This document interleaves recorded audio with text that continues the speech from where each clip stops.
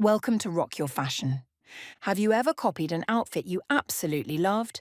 Same trousers, same jacket, almost the same shoes, and then looked in the mirror and thought, why does this look completely different on me? If you're petite, there's a reason. Your eye doesn't see clothes in isolation, it sees proportion. Today, I'll show you why the same outfit can look completely different on a petite woman, and help you train your eye to spot the small details that completely change the way an outfit looks. Let's get started. Number 1. The same length isn't the same proportion. Picture two women wearing exactly the same blazer. On one woman, it finishes neatly around the hip.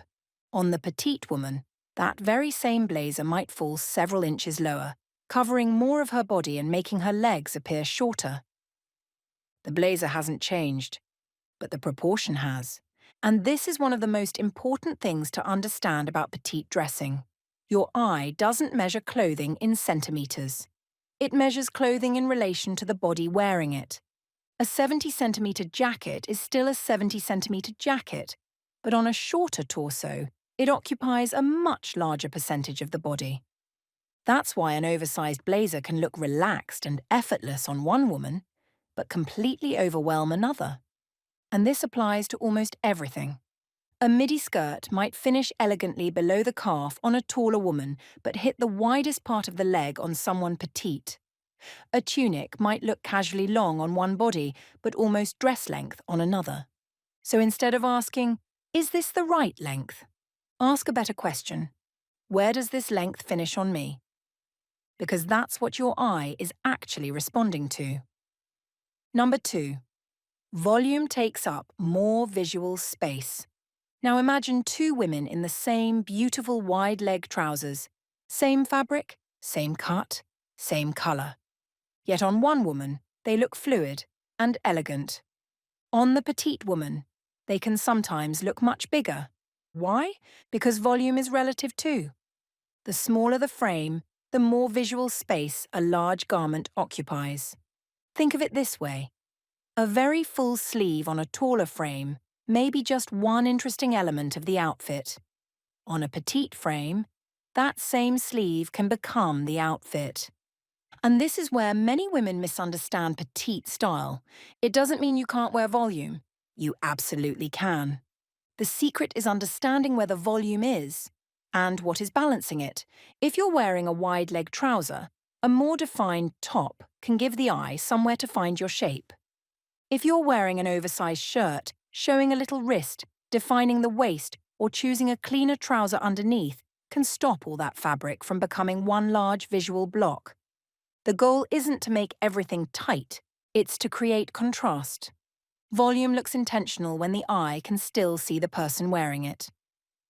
Number 3. Your waist changes the entire visual map. Here's something fascinating.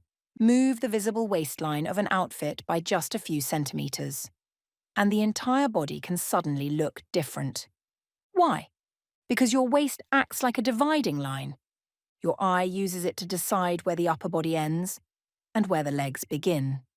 This is why two petite women of exactly the same height can look completely different in the same outfit. One may have a longer torso and shorter legs. The other may have a shorter torso and proportionally longer legs. Same height, completely different visual proportions. And this is why simply saying petite women should always wear high-waisted trousers misses the point. The real question is, what proportion is the waistline creating on your body? If a trouser rises too low, it can visually lengthen the torso and shorten the legs. But if it's extremely high on someone with a very short torso, it can make the upper body look compressed. The most elegant position is usually the one that creates balance, not the one the label tells you is fashionable. Once you start seeing your waist as a visual dividing line rather than just a part of your body, getting dressed becomes much easier. Number 4. The eye needs somewhere to rest. Have you ever seen an outfit that technically contains beautiful pieces, but somehow feels like too much? A statement blouse, wide trousers, a chunky belt, large shoes, an oversized bag. Nothing is necessarily wrong with any individual piece, but together, on a smaller frame, they may all start competing for attention. This is about visual scale. On a petite woman, the eye has less physical space to travel across, so every strong detail becomes more noticeable. A large collar looks larger, a bold print feels bolder, a chunky shoe carries more visual weight. A very large handbag can suddenly become one of the first things you notice. Again, this doesn't mean petite women need tiny bags, tiny prints, and delicate everything. That would be terribly boring. It simply means that when one element is visually strong, the outfit often looks more elegant when the other elements allow it to shine. If the blouse has dramatic sleeves, perhaps the trousers stay clean and simple. If the print is bold, perhaps the silhouette is uncomplicated. If the shoes are chunky, perhaps the hemline gives them a little breathing room.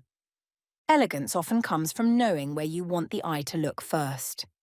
And if you enjoy understanding not just what works, but why, subscribe to Rock Your Fashion. The more you train your eye, the easier style becomes. Now let's keep going. Number 5. A few centimeters of skin can change everything. This one is so subtle, but once you see it, you can't unsee it. Imagine a petite woman wearing cropped trousers with ankle boots. The trousers finish directly on top of the boots. Now take exactly the same outfit and reveal just a small amount of ankle. Suddenly the outfit can feel lighter. Nothing dramatic has happened. You've simply created a visual break. Areas like the wrist, ankle, neckline, and waist are natural points of definition on the body. When clothing covers all of them at once, particularly with oversized or voluminous pieces, the body can disappear underneath the outfit, but reveal just one or two, and the eye can suddenly understand the shape again. This is why pushing up the sleeves of a blazer can make such a surprising difference, or why an open neckline can lighten a heavier outfit, or why the exact point where a trouser meets a shoe matters so much. It's not about showing more skin. It's about giving the eye a little breathing room. Sometimes the difference between an outfit that feels heavy and one that feels effortless is 3 centimeters of ankle. Number 6. Shoes can quietly change your entire silhouette. Now look at the bottom of the outfit, because this is where something interesting happens. Shoes don't just finish an outfit, they affect the visual weight of your entire body. Imagine a petite woman wearing a simple midi dress. Add a very chunky, high-contrast shoe, and your eye is immediately pulled downward. The bottom of the outfit suddenly feels heavier.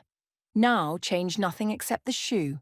A slimmer shape, a lower vamp, perhaps a colour that connects more softly with the leg or the outfit. Suddenly the eye travels more smoothly. This doesn't mean petite women can't wear chunky shoes. Of course they can, but visual weight has to be balanced somewhere. A substantial shoe often works beautifully with a shorter hemline, a cleaner silhouette, or enough space around the ankle to stop the bottom of the outfit feeling crowded. And this is why copying an outfit piece for piece doesn't always work. The shoe that looks perfectly balanced on a taller frame may occupy much more visual space on a petite one. The question isn't, are these shoes flattering? It's what are these shoes doing to the balance of this particular outfit? That's a much more useful way to look at style. Number 7. The outfit isn't wrong. The relationships are. And this might be the most important point of all. When an outfit doesn't look the way you imagined, we often blame the wrong thing. We say, wide-leg trousers don't suit me. I can't wear oversized blazers. Midi dresses make me look short. But very often, the individual piece isn't the problem. It's the relationship between the pieces. An oversized blazer with wide trousers, a long top, and chunky shoes might overwhelm a petite frame. But take that same blazer. Push up the sleeves. Define the waist underneath, choose a cleaner trouser line, show a little ankle, and suddenly the blazer works. The piece didn't change, the relationships did. And that, to me, is the real secret of dressing a petite frame beautifully. You don't need a wardrobe full of special rules. You need to understand scale, proportion, and balance. Because once you can see those things, you can wear far more than you thought you could.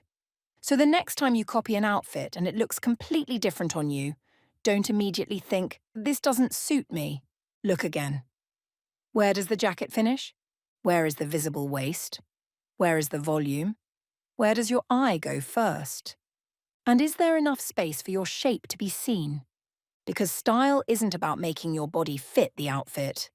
It's about understanding how the outfit changes when you wear it. And once you learn to see that, you stop copying outfits. You start understanding them. Now tell me in the comments, which of these visual principles was the biggest light bulb moment for you?